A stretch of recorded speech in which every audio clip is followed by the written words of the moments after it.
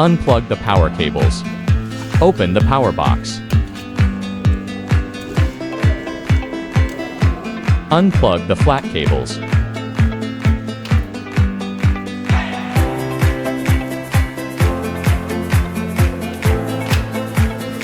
Remove the screws around the module.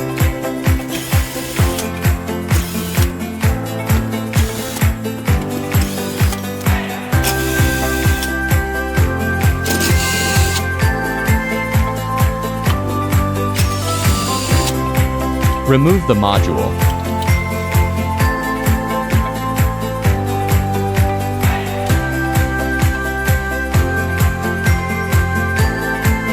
Place the module on the cabinet. Fix the module with screws.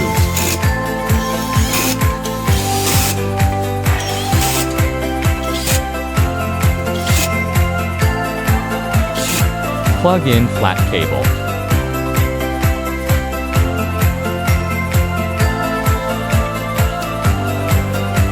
Close the power box.